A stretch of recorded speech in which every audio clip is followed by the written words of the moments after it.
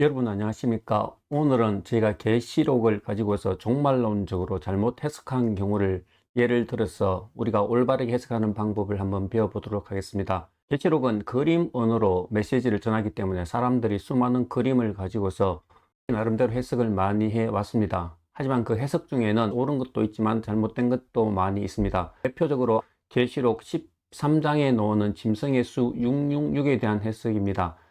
많은 사람들이 이 666을 가지고서 시대에 따라 달라지는 모든 사건들과 연관시켜서 많이 해석을 했습니다. 물론 이 해석이 바를 수도 있지만 때로는 그 해석이 너무나 지나쳐서 성경 본문을 벗어나는 경우가 많았습니다.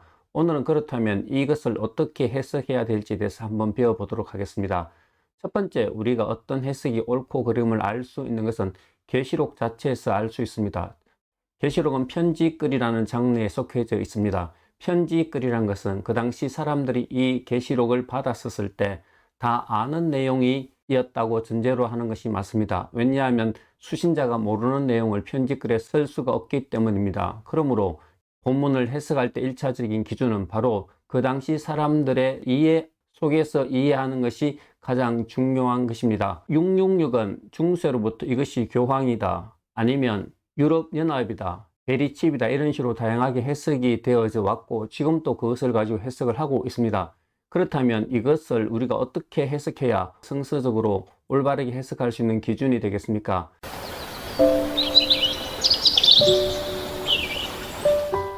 이것을 해석하기 위해서는 신약 성경이 말하는 마지막 때에 대한 해석이 필요합니다. 이것을 가장 자세하게 해석해주고 있는 본문이 마태복음 24장입니다. 마태복음 24장은 예수님께서 마지막 날에 일어날 일들을 설명해 주고 있습니다. 전쟁과 전쟁이 일어난다고 합니다. 그리고 기근과 지진이 일어나고 많은 사람이 말씀 때문에 죽음에 넘겨진다고 말을 합니다. 그리고 거짓 선지자들과 적 그리스도가 일어나서 많은 이적과 기적을 통해서 믿는 사람들을 유혹한다는 말을 해주고 있습니다. 그리고 나서 예수님께서 덧붙이는 말이 있습니다. 그 적 그리스도가 나타나서 하는 행동 중에 그리스도가 광야에 있다, 아니면 골방에 있다고 해도 믿지 말라고 말을 합니다.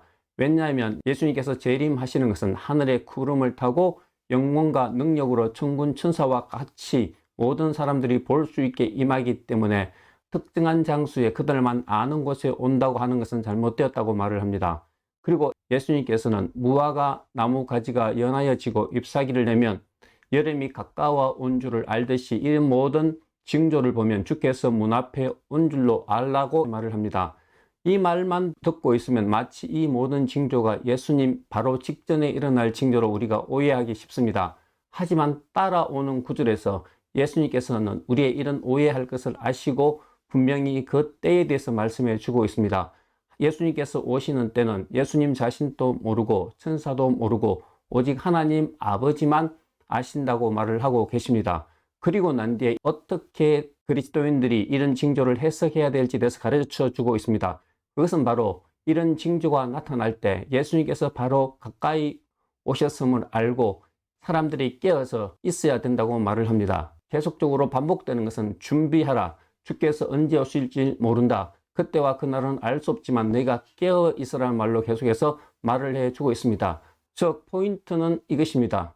이 모든 징조들이 예수님이 다시 오시기 전에 일어날 것이지만은 그런 징조를 보고서 예수님이 재림할 날짜를 알려고 하는 것은 그 징조의 목적이 아님을 알 수 있습니다. 대신에 깨어있는 신자들은 그 징조를 보고 주님이 가까우신 줄 알고 주님 앞에서 나의 삶을 돌이켜보고 주님이 내일 오신다면 오늘 내가 주님을 맞을 준비가 되어 있는가에 대해서 늘 깨어서 점검하는 것이 올바른 자세임을 말해주고 있습니다.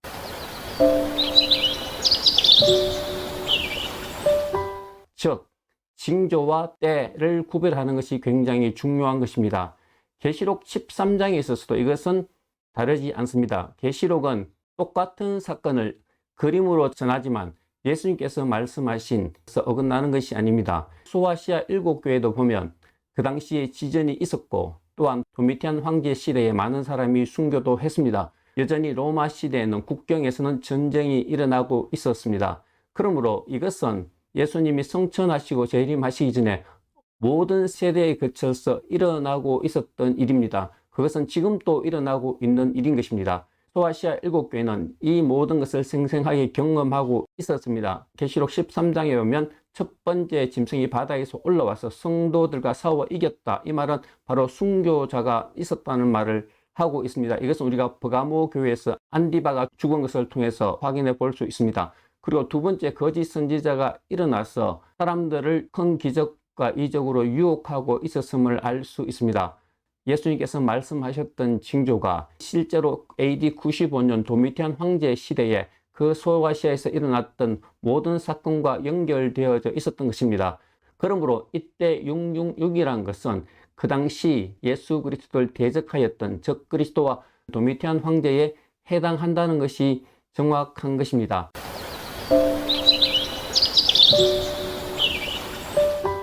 그렇다면 이것은 우리 시대에 어떻게 적용이 됩니까?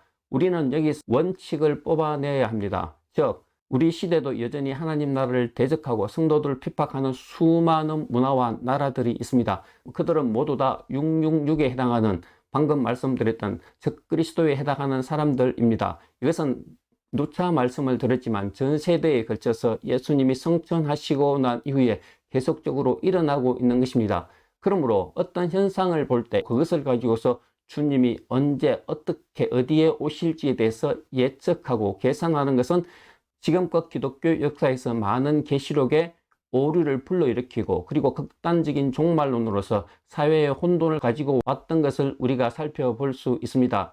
그러므로 가장 중요한 종말의 징조에 대한 자세는 바로 내일 주님이 오신다면 오늘 우리가 그 주님을 맞을 준비가 되어 있고 천국에 들어갈 준비가 있는가를 확인해 보는 것으로 역할을 하는 것이지, 그것이 바로 어떤 때 어느 곳에 주님이 오실까를 계산하는 것은 올바른 자세가 아님을 우리가 알 수 있습니다.